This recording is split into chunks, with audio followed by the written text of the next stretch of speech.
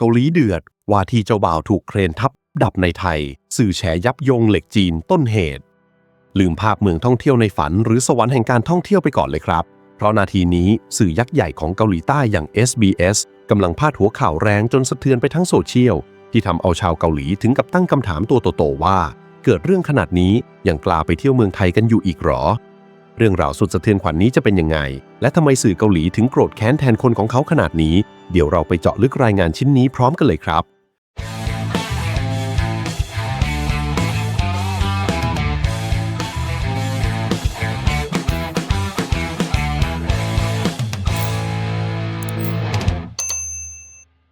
กลายเป็นข่าวดังในเกาหลีใต้ทันทีครับเมื่อสำนักงานข่าว SBS รายงานอุบัติเหตุใหญ่ในไทย2เหตุการณ์ซ้อนจนพาดหัวว่าบริษัทก่อสร้างมรณะพร้อมถามแรงว่าสถานการณ์แบบนี้ยังไปเที่ยวไทยได้อยู่ไหมทั้ง SBS รายงานว่าเมื่อเช้าวันนี้15มกราคมเกิดเหตุเครนถล่มทับรถยนต์บนถนนพระราม2เสียชีวิต2รายบาดเจ็บ5รายซึ่งซ้ำรอยโศกนาฏกรรมเมื่อวานนี้14มกราคมที่เครนรถไฟความเร็วสูงล้มทับขบวนรถขาด2ท่อนฆ่าชีวิตถึง32รายบาดเจ็บกว่า60คนสิ่งที่สื่อเกาหลีสะเทือนใจที่สุดคือหนึ่งในผู้เสียชีวิตเป็นหนุ่มเกาหลีวัย30ปีที่กำลังเดินทางไปหาแฟนสาวชาวไทยเพื่อวางแผนแต่งงานแต่ต้องมาจบชีวิตลงอย่างน่าเศร้า SBS ยังเจาะลึกพบว่าทั้ง2เหตุการณ์ดำเนินการโดยบริษัทก่อสร้างยักษ์ใหญ่เจ้าเดิมที่เคยทำตึกถล่มเมื่อมีนาคม2025มีผู้เสียชีวิตไปถึง96ศพโดยระบุสาเหตุว่ามาจากการใช้เหล็กเส้นไม่ได้มาตรฐานจากโรงงานจีนที่ถูกสั่งปิดไปแล้วแต่นำกลับมาใช้ก่อสร้างในไทยแม้รัฐบาลจะสั่งตรวจสอบแล้วแต่ภาพลักษณ์ความปลอดภัยตอนนี้ถูกตั้งคำถามอย่างหนักครับ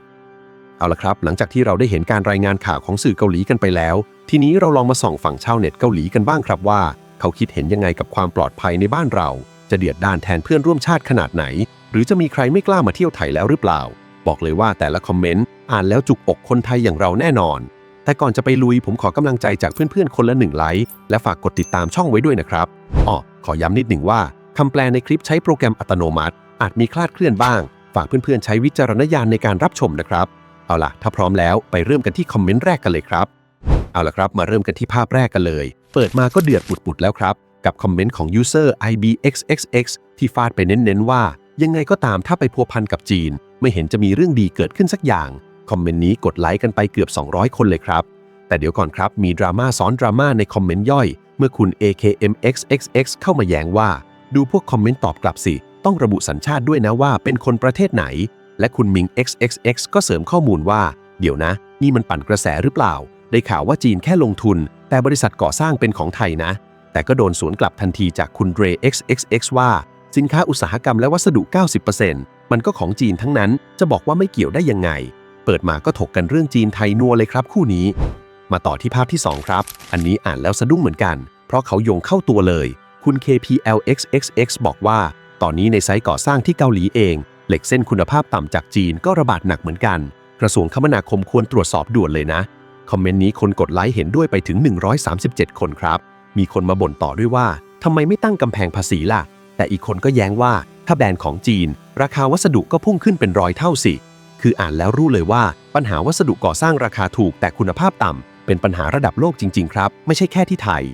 ไปกันต่อที่ภาพที่3ครับภาพนี้รวมดาวคนขี้บ่นเรื่องการเมืองระหว่างประเทศเลยคุณ fjqxxx ฝาดเปรี้ยงว่าประเทศที่ผู้นำรับสินบนจากจีนแล้วทำตัวสนิทสนมด้วยมักจะไม่สนความปลอดภัยของประชาชนตัวเองหรอกกดไลค์ไปถึง72คนครับส่วนคุณ skyxxx เสริมสั้นๆแต่เจ็บจี๊ดว่าถ้าจีนมีเอี่ยวเมื่อไหร่อุบัติเหตุมาเพียบกดไปอีก120ไลค์และที่พีคคือคุณ imxxx เล่าข้ามทวีปมาเลยว่าที่แคนาดาก็เหมือนกันคอนโดที่บริษัทจีนสร้างโดนด่ายับว่าสร้างห่วยตอนนี้ค่าประกันตึกพุ่งกระฉูดเลยโอ้โห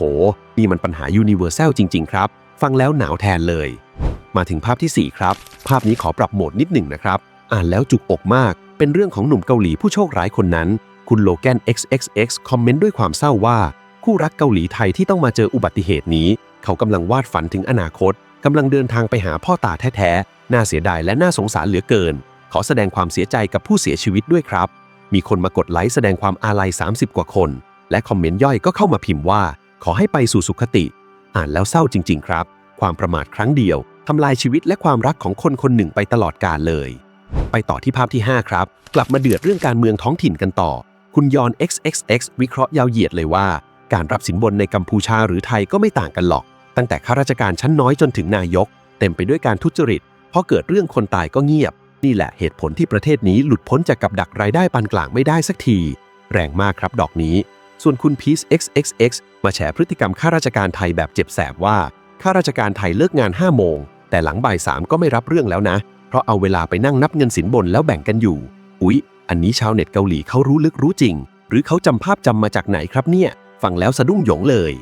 ขยับมาที่ภาพที่6ครับคุณ QWXXX ตั้งคำถามที่คนไทยเราเองก็สงสัยเหมือนกันครับว่าบริษัทที่เคยทำคนตายเยอะขนาดนั้นทำไมยังอยู่ได้แล้วทำไมรัฐยังจ้างให้ก่อสร้างงานใหญ่อีกไม่เข้าใจเลยจริงๆส่วนคุณ Socio XXX เข้ามาให้ข้อมูลเชิงลึกว่าไอ้ตึกที่ถล่มครามก่อนเป็นการร่วมทุนซึ่งจริงๆแล้วไส้ในก็คือ China Railway No. 10 นั่นแหละครับและคุณจอง XXX ตบปิดท้ายว่าในจีนอุบัติเหตุแบบนี้คงเกิดทุกวันแต่โดนปิดข่าวใครจะไปเที่ยวจีนก็ต้องเอาชีวิตไปเสี่ยงเอานะดูเหมือนความเชื่อมั่นต่อมาตรฐานความปลอดภัยจากจีนจะติดลบไปแล้วนะครับในสายตาผู้เขามาดูภาพที่ 7 กันบ้างครับอารมณ์คล้ายๆกันคือเข็ดฉยาดจีนสุดๆคุณ D4YXXX บอกว่าแค่เฉียดจีนก็พังแล้วประเทศไหนไปยุ่งกับจีนมีแต่จะเสียเลือดเสียเนื้อคุณ YEXXX ก็มาแนวเดียวกันถ้าจีนมีเอี่ยวไม่เคยมีเรื่องดีสักอย่างส่วนคุณ G1DXXX คอมเมนต์สั้นๆแต่เจ็บลึกว่าดูแล้วนึกถึงบริษัทก่อสร้างบ้านเราเลยแฮะแสดงว่าเกาหลีเองก็น่าจะมีปมเรื่องผู้รับเหมาแย่ๆเหมือนกันครับหัวออกเดียวกันเลยและนี่ครับภาพที่ 8 เชื่อไหมครับว่าคนเกาหลีเขารู้เรื่องถนนพระราม 2 ดีกว่าเราอีกคุณ User PO8XXX ร่ายยาวเลยว่าเดิมทีงานก่อสร้างในไทยส่วนใหญ่เป็นของญี่ปุ่นแต่จีนมาตัดราคาแล้วยัดเงินนักการเมืองเลยได้งานไปหมดดูอย่างถนนพระราม 2ในกรุงเทพสิสร้างมา20 ปีไม่เสร็จสักทีอุบัติเหตุตรงนั้นเป็นพันครั้งเจ็บเป็นพันตายเป็นร้อยแล้วมั้งนั่นโอ้โหข้อมูลแน่นปึ๊กครับถนน7 ชั่วโคตรของเราดังไกลไปถึงเกาหลีแล้วนะครับน่าอายไหมล่ะนั่นใกล้จบแล้วครับภาพที่ 9 คุณ JUDXXX เปรียบเทียบได้เห็นภาพมากครับเขาบอกว่าไปไทยตอนนี้เหมือนเห็นเกาหลีช่วงยุค 90 เลยยุคที่ห้างสำพุงถล่มสะพานซองซูขาดอุบัติเหตุเยอะคอร์รัปชันแยะคนรวยก็รวยล้นฟ้าคนจนก็ลำบากเหมือนหยุดพัฒนาไปตั้งแต่ยุค 90 แล้วเจ็บจี๊ดเลยครับโดนเปรียบเทียบกับยุคมืดของงานก่อสร้างบานเขาแต่ก็มีคนมาแย้งนิดหนึ่งว่า SBS พาดหัวข่าวแรงไปไหมอุบัติเหตุบ้านเราก็มีและปิดท้ายกันที่ภาพที่ 10 ครับเป็นคอมเมนต์ที่อ่านแล้วน่าชาที่สุดคุณวอนฮี XXX จัดหนักเลยว่าเห็นข่าวพวกนี้แล้วรู้สึกว่าประเทศพวกนี้มีแต่พวกสมองนกประชาชนก็คุณภาพพอๆกันจะไปด่าจีนก็ไม่ได้หรอกเพราะประเทศตัวเองเลือกของถูกจากจีนเองทั้งที่รู้ว่าโลกเขาหนีกันหมดสมองมีแค่นั้นก็เลยเป็นประเทศด้อยพัฒนาอยู่อย่างนี้ไงล่ะโอ้โหแรงมากครับคอมเมนต์นี้อ่านแล้วจุกจนพูดไม่ออกแต่มันก็เป็นกระจกสะท้อนให้เราเห็นว่าในสายตาคนนอกเขามองความหละหลวมเรื่องความปลอดภัยในบ้านเราเป็นเรื่องที่ยอมรับไม่ได้จริงๆครับโอ้โหฟังคอมเมนต์จบแล้วบอกตรงๆว่าหน้าชาเหมือนโดนตบเรียกสติเลยครับแม้บางคอมเมนต์จะด่าแรงจนเราเจ็บจี๊ดแต่เราก็ปฏิเสธความจริงไม่ได้เลยครับว่ามาตรฐานความปลอดภัยในบ้านเราตอนนี้มันเข้าขั้นวิกฤตแล้วจริงๆครับชีวิตคนไม่ใช่ผักปลานะครับโดยเฉพาะกรณีของหนุ่มเกาหลีว่าที่เจ้าบ่าวที่ต้องมาจบชีวิตและความฝันลงเพียงเพราะความมักง่ายของผู้รับเหมามันเป็นราคาที่แพงเกินกว่าที่ใครจะรับไหวแล้วเพื่อนๆล่ะครับฟังข่าวนี้แล้วคิดเห็นยังไงคิดว่าปัญหาจริงๆมันอยู่ที่วัสดุจากจีนอย่างที่เขาว่ากันหรือจริงๆแล้วมันเน่าเทะที่ระบบตรวจสอบของเรากันแน่ลองพิมพ์ระบายความอัดอั้นตันใจกันมาได้เต็มที่เลยครับที่ใต้คลิปนี้ผมรออ่านทุกความเห็นครับ